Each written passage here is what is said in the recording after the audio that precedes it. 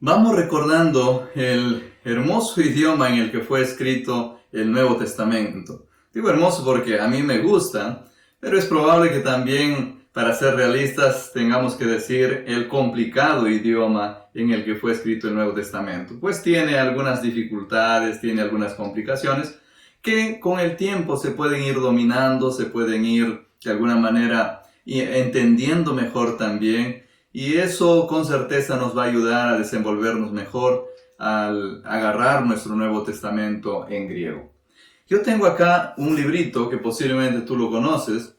Es un libro que algunos docentes lo han usado cuando enseñaron griego 1. Es un libro que tuve el privilegio de escribir junto al pastor Jesús Anco. Ambos trabajamos algún tiempo para poder hacer realidad este material. Es un material muy útil.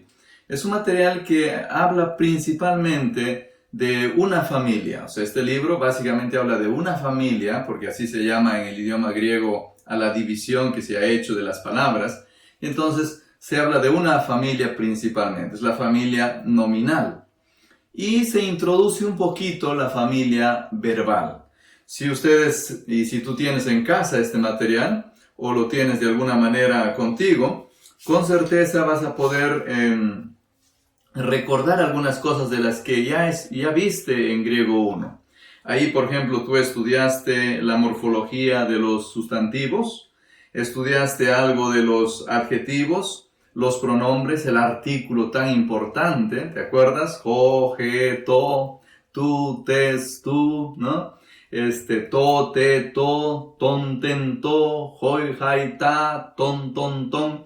Bueno, tú recuerdas todo eso.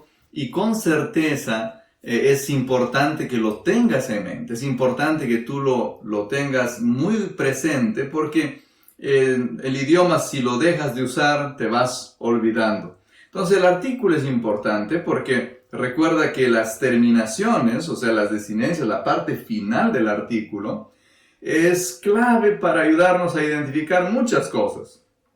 Para ayudarnos a identificar los casos, por ejemplo, de todos los sustantivos, los casos de los adjetivos. También nos ayuda a identificar aún en el caso del participio, en qué caso se encuentra. O sea, los casos nosotros los identificamos con las desinencias del artículo. Ahora, es probable que alguno de ustedes ahorita esté diciendo, pero casos, me acuerdo algo de los casos, ¿de qué se trata eso? ¿Se acuerdan de que había un caso que es el caso nominativo? ¿Se acuerdan del caso genitivo, del caso dativo, del caso acusativo, ¿no? Porque a diferencia del idioma en español, que tiene muchas palabras que acompañan a otra palabra para decir ciertas cosas, lo que ocurre con el griego es que se cambian ciertas partes de la palabra y entonces la palabra tiene un significado diferente. Si yo quiero decir, por ejemplo, Dios simplemente, yo voy a decir Theos, nada más, ¿no? Pero si yo quiero decir de Dios, entonces voy a usar el famoso genitivo y entonces diré Theou. Y entonces no añadiré ninguna palabra, simplemente cambiaré una parte de la palabra, la última parte, ya no será Theos, sino será Theou. Y entonces ahora yo diré, esto significará de Dios.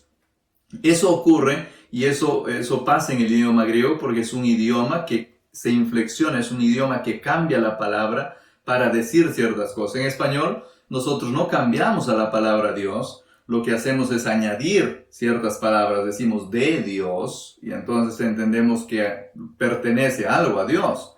No cambiamos la palabra Dios, Dios sigue siendo la misma palabra, pero en griego se cambia la palabra para poder darle ese sentido de pertenencia. Lo mismo ocurre cuando decimos para Dios, o lo mismo ocurre cuando decimos a Dios. Hay un cambio en las desinencias. Y eso tú has visto en este librito, es muy interesante. También en este librito interesante tú has visto, por ejemplo, que el alfabeto griego está constituido por 24 letras, y de que esas 24 letras hay 7 vocales.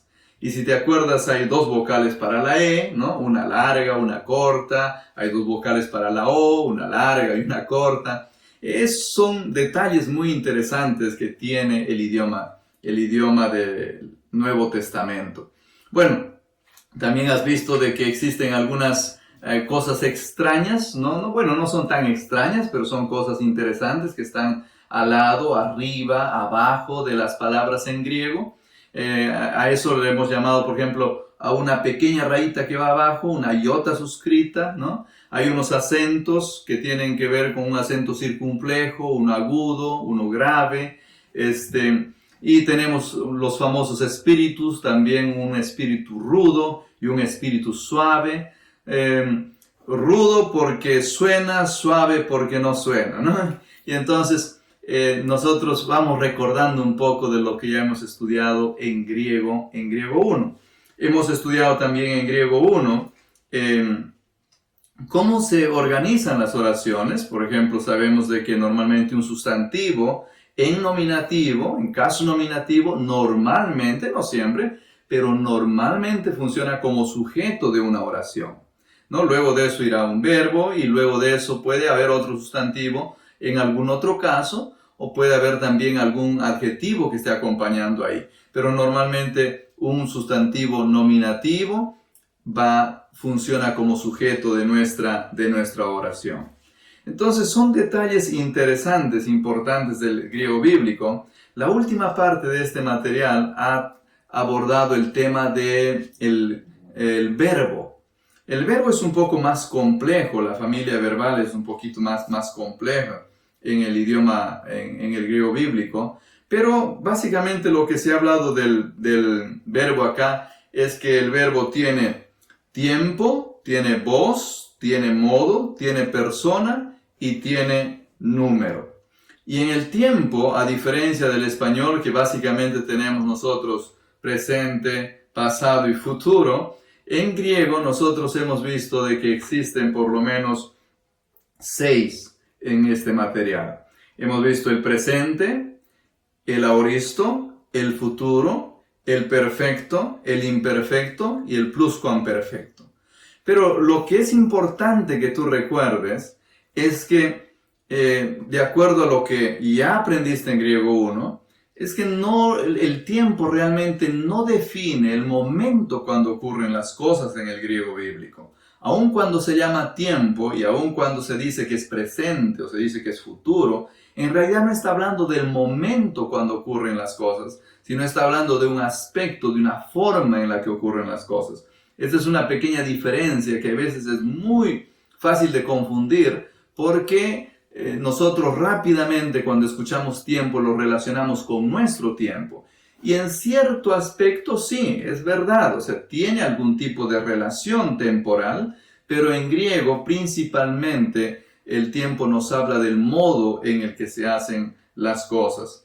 Y bueno, también está el famoso modo indicativo que se ha hablado un poco, el imperativo que sirve para ordenar, el optativo, el subjuntivo, que también debes de repasarlo un poquito. También me gustaría recordarte esta página. Esta página tiene un pequeño diagrama y este se llama un diagrama lineal, donde nosotros identificamos al sujeto, identificamos el verbo, identificamos algunos complementos de la oración y cómo se va organizando, porque de eso vamos a hablar un poco más en griego 2. Bueno, me encantaría que le des una mirada, repases a tu griego 1, porque vamos a disfrutar más si tú vienes preparado, si tú vienes con ánimo y si vienes también habiendo estudiado, repasado griego 1 en nuestras clases de griego 2.